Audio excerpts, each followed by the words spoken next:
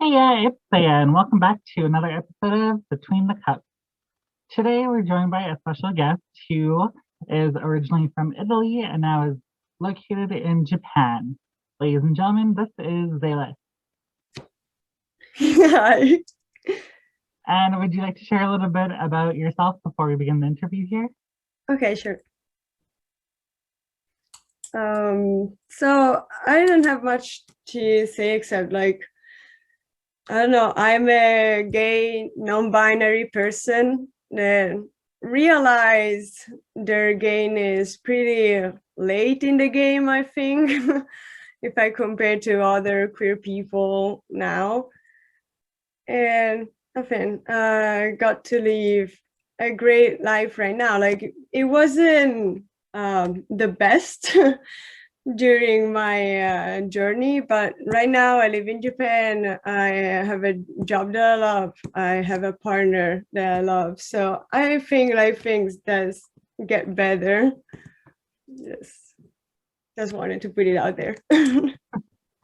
All right, and so with that, we're going to go into our first topic, as always, which is does pride mean to you? Pride to me, especially as a person who didn't get to live pride that much, it's just a period of time when I feel very free. Like right now, even like I'm Japan, there's no Pride Month basically. Like there aren't rainbows around, but I can live vicariously through other people online, and I can follow the parades, and I can see the wonderful makeups, and I can do my own makeups and like post outfits or whatever on social medias and feel like I'm part of something. So it really gives me that sense of community that I lacked before. All right, that's pretty great. For everyone that doesn't know, Zales does a lot of really nice fashion on Instagram, and I think on Twitter. I don't know if we follow each other on Twitter, but I definitely have you on Instagram, and I love seeing your posts, Uh, especially the pride makeup you just did. That was super beautiful. Thank you so much. I actually took some pictures now, so I'll post the new haircut I just did. Alrighty, and so you already mentioned that it was more of a struggle for you than some other people, because for a lot of our other interviews, coming out was a little easier for us than some other people who I know who've had it harder, but didn't want to do an interview. So can you share your experience with coming out with us for us? Yeah, so basically, well, of course, I'm Italian, so we have a strong connection with Catholicism. We all know that. And especially my mother's side is very conservative. So, like growing up, like my grandma would read the Bible to me before going to sleep, that kind of thing. So I had a very set idea in mind of what my life should have been and what I had to do to make everyone happy, especially, of course, like in the family, but also not to disappoint friends or whatever. And so when I got to high school, I got myself a boyfriend. It was easy being a good Christian, really, because like I really didn't want to have sex with him. but, um, but yeah, I was living this lie where I was with someone, and but I had all of these thoughts and things that I knew from like other people. Like one of my sister's best friend was a lesbian girl, and I was almost scared of this person. Like I didn't want to talk to her, or like really didn't want to meet her because I thought she was sick and disgusting. Like really, that like I'm ashamed of myself right now, but that was really what was going through my mind at the time, until I got to college. And then I started meeting other people. Of course, I went into an international relationship course that also had Japanese. And you know, when people study in Japanese, there's a lot of queer people. So you can't be by yourself, really. There's so many, you can't just try to avoid everyone. And you get to talk to people, and you get to like know them, and you're like, actually, they're normal people. I was like, what, duh? And I got friends with another guy, and while we were like talking and things, I was realizing that we had a lot of things like in common, thing that we struggled for almost the same things. And then I was like, but isn't it normal to have like thoughts like this about this thing or this other thing? And he was like, yeah, it's normal if you're gay. Oh, so wait a second. I've been going out with this guy for like most of my teenage years.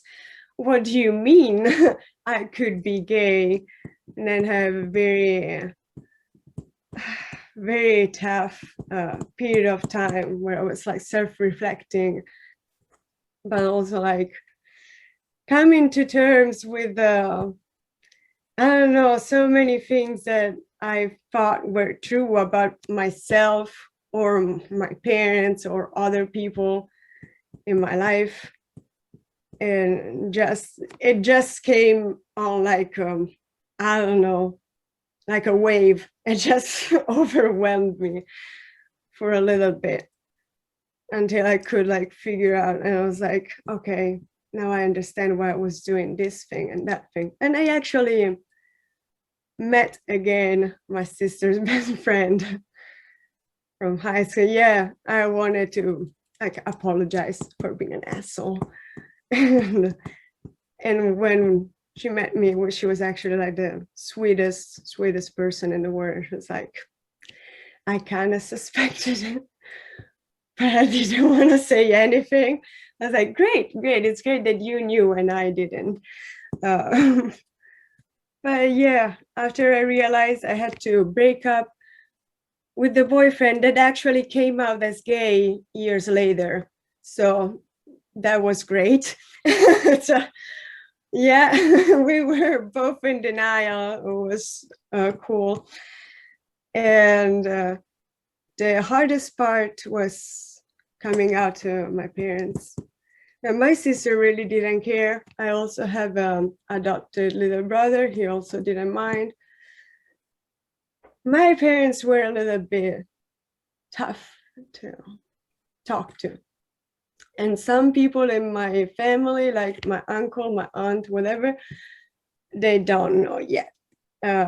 Because unfortunately, they're very much into a Christian cult. And my mom doesn't want them to know because I think she's like partly scared people will talk. I'm not from a big town. So of course, like everyone will know, whatever, but partly she doesn't want them to bad mouth or shun me. So I understand that point of view. So I never talk to them. Also, one of my uncles is a priest. We don't touch that. Like, cool. But my mom didn't speak with me for a while after it came up. Yeah. Sorry. A month or so. She had to come to terms with it. She came around, so that's good. And she made me understand that even if she wasn't speaking with me at the time, she wasn't saying, I will never speak with you again, or I will not support you in your life because you're still my child. So okay, cool. That was, I think, yeah, coming And out that's was, pretty fair. I come from a pretty religious family myself. And so after they were all fine when I came out as a, because before I came out as a trans woman or as trans femme, which is what I identify as now, I was a queer male for a really long time. mhm. And there were like no one around here found my family wise really didn't care about that at all. But when it came to coming out as trans for me, I was actually so scared that as soon as I started transitioning, I had kind of one bad moment with like my close family. So I completely avoided them for a couple of years.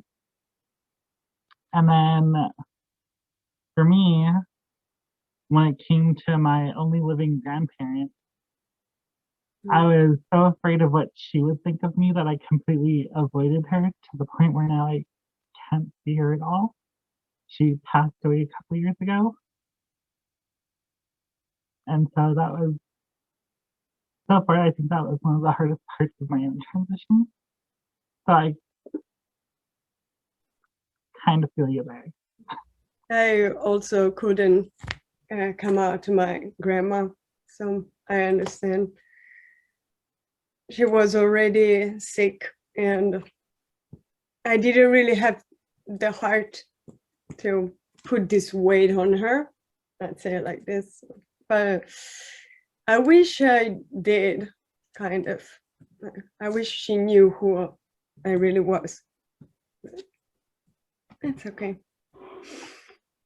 It's okay now. Yeah. And sorry. No, it's fine. So going from there, a lot of points that you touched on had to do with religion. Yeah. And so how has religion affected your journey? It really slowed things down, because like even when I realized, I was like, but I'm a Christian, so I shouldn't be gay. Or maybe, a classic, I could pray the gay away. I did go to church. I did confess. It wasn't really helpful. Like, it made me repent and made me feel like horrible for who I was, until I had like people being like, why are you doing this to yourself? Like my sister also, like, she's still religious, but the kind of person that is like, let's love everyone, like not the kind of like very conservative Catholic. So she really talked with me about this, and was like, you can keep your spirituality and just put the church somewhere else. That's Yeah. the church, and that's like God, if you want to believe in that. If you don't want to believe, it's still fine. Like, you don't have to. And also, like, even if you do want to like keep believing or keep praying or whatever, you need to remember that they made you, that God made you this way, so you're perfect this way. And it really like gave me a lot of relief, seriously. But yeah, it slowed the whole thing, because for the longest time I tried to just be the good person I was supposed to be, and I thought that being gay meant I wasn't never going to be like and good person. Like I was like convinced I would go to hell. Like that's whatever. Right now, like I'm not particularly spiritual because of the whole experience, but I don't mind people that are. I'm like, it's okay. If there is something above us or whatever, I will worry about it when I die. Okay. Until then, I'll just live my life and try the best I can.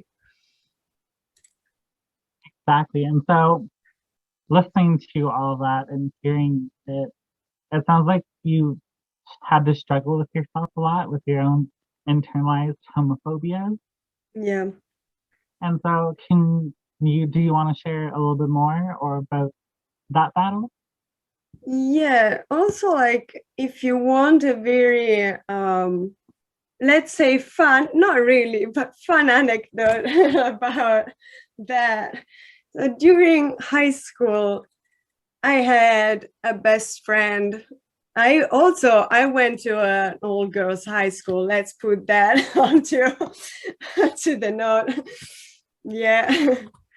So this best friend of mine, she was I don't know, she was this to me, she was perfection. Okay. Like I loved her dearly. I wanted just the best for her.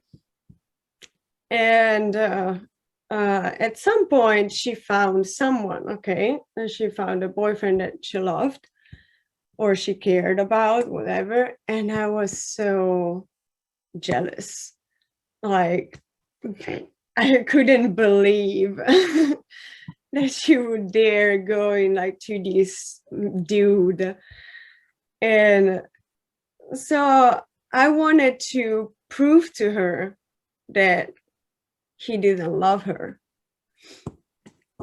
So I tried basically, I was horrible. Like I tried to kind of flirt with him, like make him understand, and like if he wanted, then he might have had a chance with me. And after I pushed, like he came forward, and I was like, see, he's horrible. And she was like, why are you doing this? Yeah, exactly. I was like, why are you doing this? Are you this jealous or whatever? Are you in love with me or something? I was like, how dare you? You're you're disgusting. You're horrible. You should, I don't know, go somewhere or whatever, gays, or you shouldn't even say that word. That's a slur. Like that kind of thing.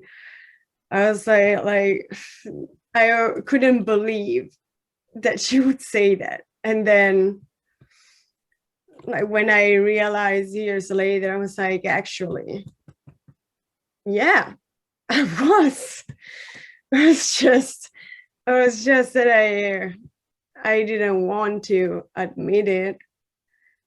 It's just I don't know. I think like homophobia was pretty bad, and it came mostly like some of my family members would say those kind of things, you know, and they would say they wouldn't say gay, actually they would say a different word. Okay. They would say like, we all know what kind of words they will use. And that would be like makes me puke, or you know, they should do those things in private, or like all that jazz. So that was what I took in and just reversed it on others and on myself. But you know, I'll try to put myself above. Like I'll be like, no, wait, I'm not like that though. Or when some friends of mine would be like, do you want to try to make out? I mean, that kind of thing between girls, like that. I'll be like, no, I don't do this thing. Oh, what? You're crazy. Yeah. You. And then dream about it, maybe. I'm like, oh, wow, they are making me dream things. How dare they? Right? So, yeah, there was a lot of that. That episodes. She forgave me, though, like I reached out to her on Facebook. I was like, I was actually in love with you. I'm sorry. It's like, I know. Oh, great. It's great that everyone knew, really. Yes, incredible. Now, everyone in my life, apparently, like, but not everyone, but people that were It close. almost always seems like everybody knows before you do. Right? And I'm like, wait, why do you know? My dad said the same thing. Like, I suspected it. I was like, good. I'm glad you did. Why? Okay. Yeah. And then he asked, are you 100% sure though? Yeah. Yeah. Thanks for asking. Yeah. And so you identify on the non-binary scale? Non-binary, yeah. That And, is something also that came later. Yeah. and for you, because I know religion and your own internalized phobias and stuff, what was your struggle coming to terms with how you identify? So I've started realizing, well, I mean, it was a feeling that I kind of always had, like even as a kid when we played together with neighbors or my sisters or whatever. I wanted to be the guy.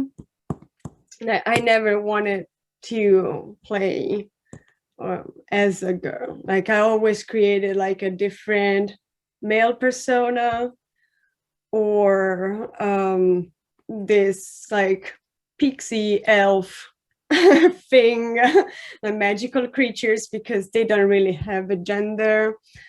But I never thought too much about it until I started also cosplaying.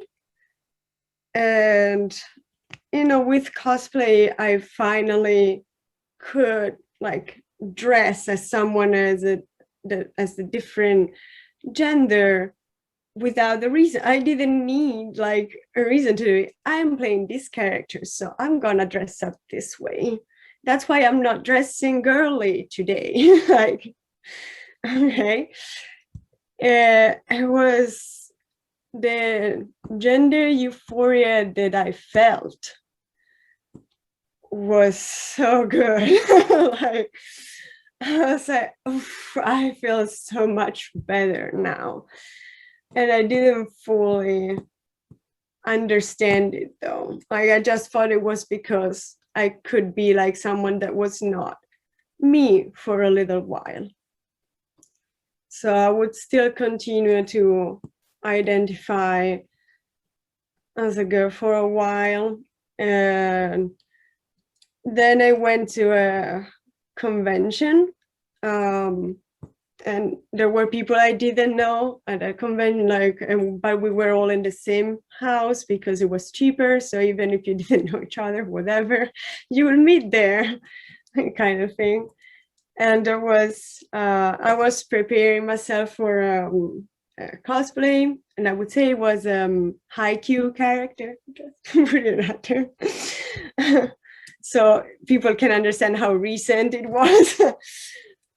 And yeah, I was doing the makeup, I was finishing it up, and then this girl I didn't know passes by, and she does like a 180, comes back, look at me, look at the friend. It was like, I thought we were all girls in this house.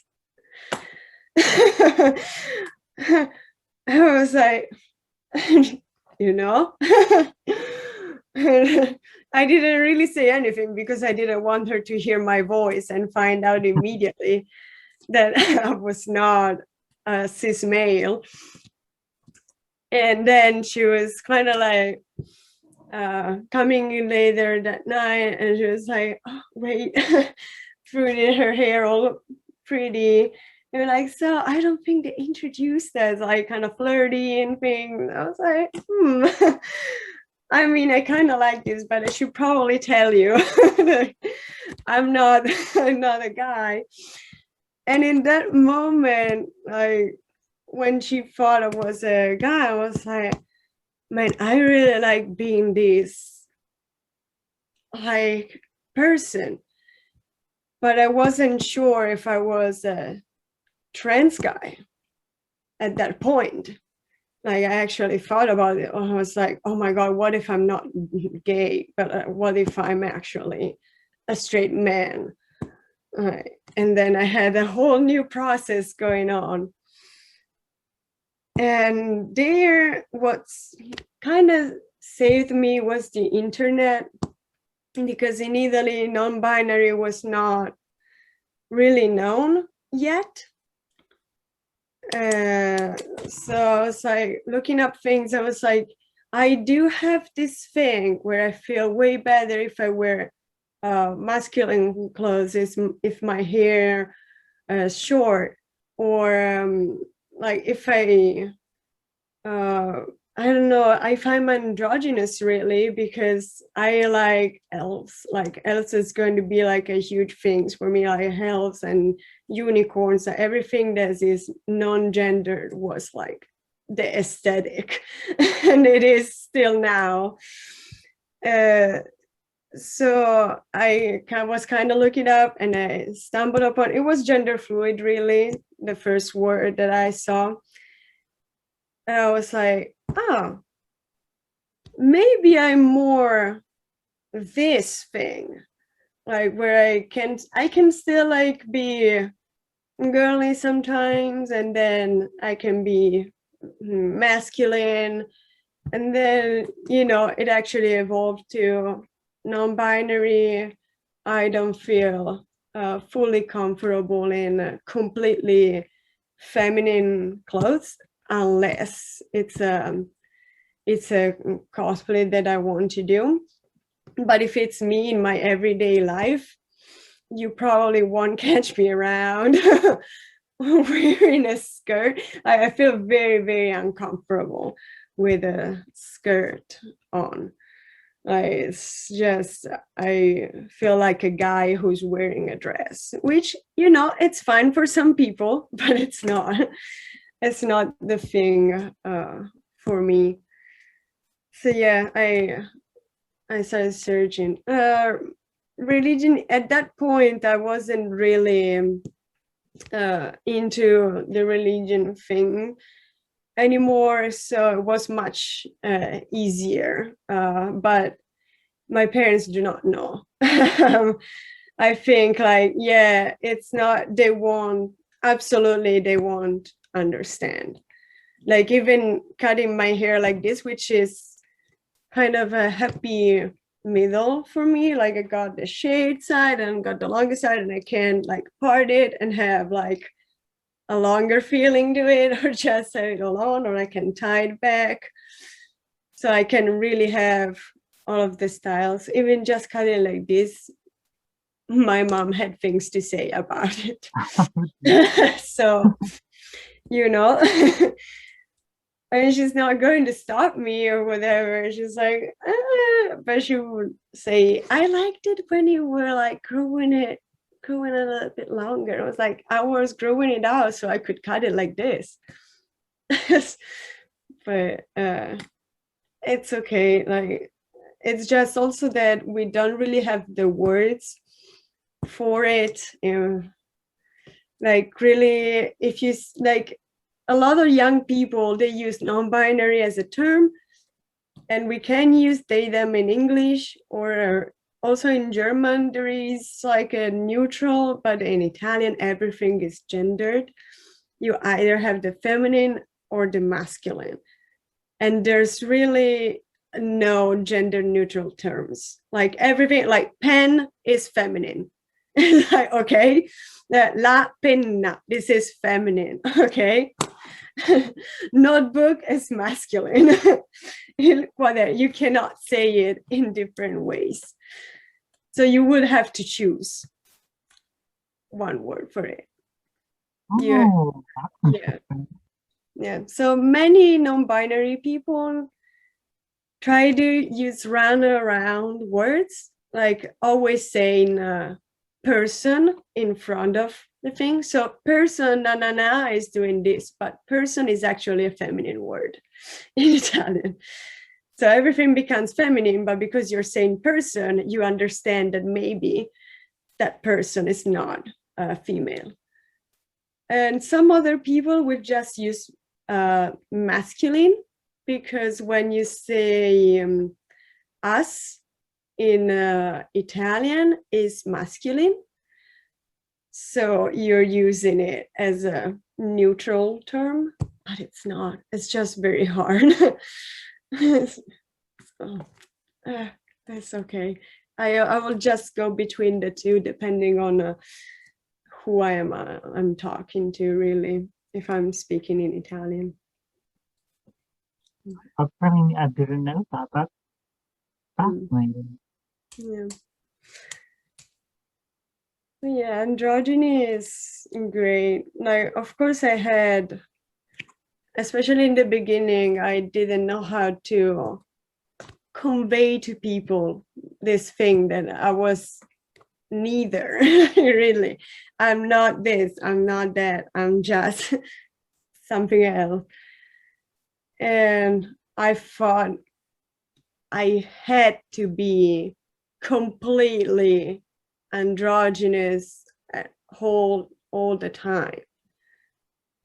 And then I just realized I don't owe people androgyny. Like, I crave it for myself, but if I want to be more feminine or more masculine one day, it's totally fine. I'm not lying like some people might say or think.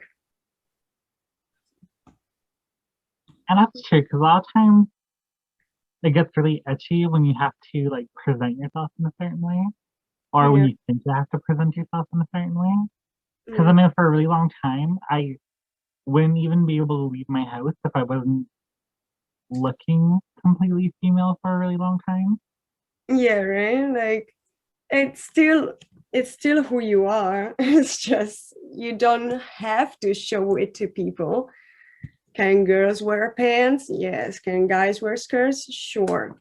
I can do whatever. I don't want to curse. Wait, whatever the flip I want. I think you're the first person to not curse so far. I mean, I actually, like, in Italian we curse a lot, and it's not that big of a deal for us. But once, on a comment I left on Facebook, I don't remember, someone told me that, like, it was in English, I cursed like a sailor, and I was like, what? Me? No. And then I found out that that fuck is actually a heavy, like, curse word in English, and I had no idea, seriously. I try not to say it too much now, especially because I'm an educator. And this person. And for that reason, I would never make it as an educator. I also have the mouth of a sailor. So I work with very small kids, so I have to be very careful of what I say at all times, because they will repeat it. So, And so, throughout your entire journey, how would you describe how you feel about your own self love?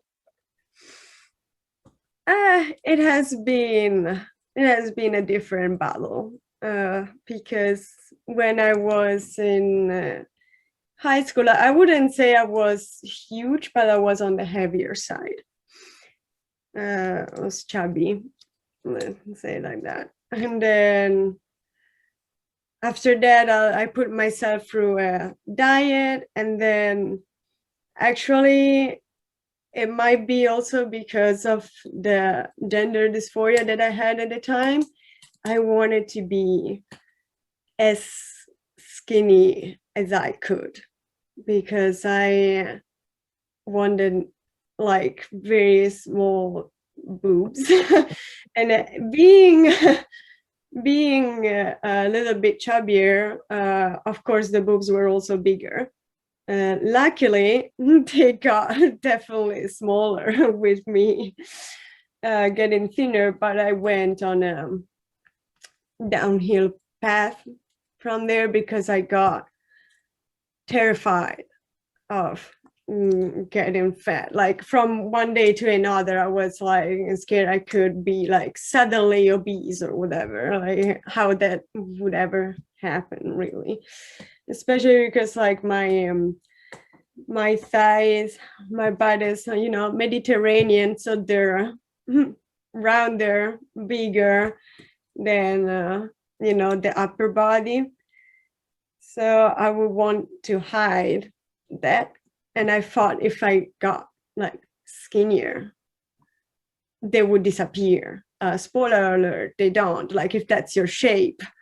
And it's like they will be like with less fat on them, but it would still be round.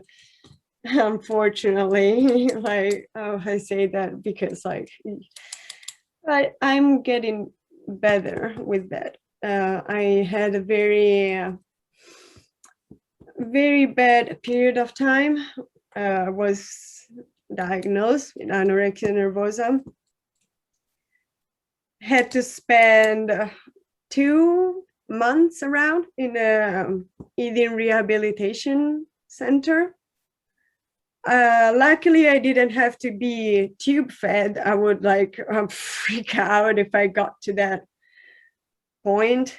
But I had to eat.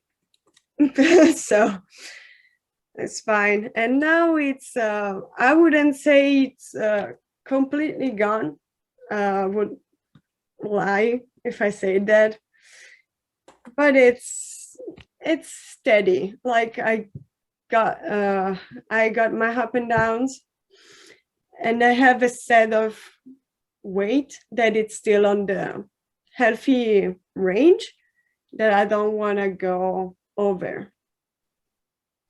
Unfortunately, I still have that thing. I made it so like if I go over that, then my mind will just whoop, reel back and want to lose the weight. So I make it so I don't want to lose the weight. Like as long as I am steady, then we can say it's okay. But I'm working on it because I actually want to put on some muscles. It's something I've been wanting to do for a while now. And if I want to actually gain some and go to the gym and have the energy to do that, I gotta up my calorie intake. So I'm working on that right now.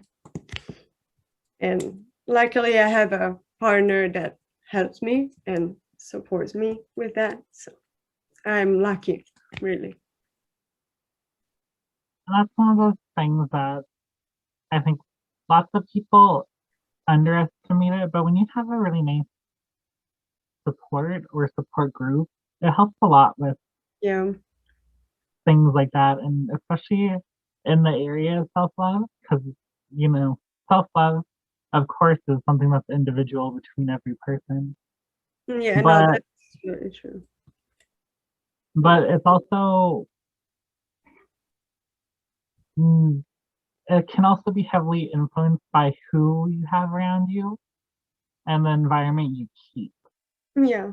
And I'm not saying that people that were in my life before were not enough or whatever. Sometimes definitely things go like unnoticed or they're more socially acceptable than others. like, you're losing weight. That's great. It's like, actually, it's not. Like, I'm not okay. Like, I'm not losing like for the good reason. But even though, like, even after they realized and they supported me, I think I've never been, how do I say this? Like, forced to say I'm beautiful and I gotta love myself and all of the good stuff since I met my actual partner. Like, they really force me to, like, if I ever say a comment that is slightly negative toward myself, like, they'll grab my face, whatever, and force me to say that I'm great, that I'm smart, that I'm gorgeous, or whatever. And that really hits you deep, if this person believes so much in me, or sees this thing in me, and I love this person and I think that they're great, then, like, some of that must be true. Like, I gotta believe it myself if they're so convinced, So really the support from people, like, really, really helps. It sounds like I'm just like bragging. I'm a little bit, but Okay, and so with the topic of self-love, Mhm. have you found that lately it's been a lot better for you, or It has been a lot better. Like, before, like, I have a cosplay Instagram account that I've been using for years, but it's not like it's my whole life. But I wouldn't post pictures of myself, like just me. I will just post pictures of cosplays in there or in other social medias. Like, you couldn't find a normal picture of me. And just lately, you said it before, I opened my fashion account, whereas me, I do have makeups, but I have some pictures without the makeup, and I would have never done that before. Is that I am at that point where I'm like, you know what, I do love myself. And I wanted people to see me now, so I don't feel like I have to hide behind a mask anymore. So that's great. and so I think with that, that's a wonderful place for us to end. And Yeah. so we'll just go into the outro here. And so, Zales, I would really love to thank you for coming and being a part of these interviews. Yeah. I had a really lovely conversation with you, and I thoroughly enjoyed all of it. And so, is there anything you want to say here at the end? Or just plug your social media or whatever you want to do? Okay, wait. Like, my social medias are weird. Like, they have weird names. The cosplay account is Zales_Starlight, like the Sailor Starlights from Sailor Moon, if you know what I'm talking about. And that's great. But they're like men who transforms into women when they become sailors. So great. And then I created my fashion Instagram account, which is Zales_Sunshine, just to differentiate. And I have a TikTok, an embarrassing one at that, that is Zales_Moonshadow. I just had to use all of the faces of the day. I do have a Twitter, but it's not safe for work. So, and that is a Teri- completely different name. It's Teri Chiki Pizza. It's just my Japanese Italian fusion name. I don't know. But I don't know if you would want to look into that. I'd be happy. They're not, I don't know, like I feel like they're not as superior quality like other things that I see, but I'm quite proud of them. So if you want to look at things. And if anyone wants to find them, I will put them in the description below. So Okay. Yeah. easy access. Mhm. And so lastly, to my honored guests, I would like to thank you for coming. I would like to thank you I for do sharing. have the water. I should have got a cup. I would like to thank you for sharing your cup with us. And if you made it all the way to the end of the interview here, I would like to thank you for joining us. To anyone that clicked in and left right away or clicked in, stayed for a bit, left, thank you. Anyone for coming, anyone for joining. We appreciate it all. We had a lovely time, and thank you up.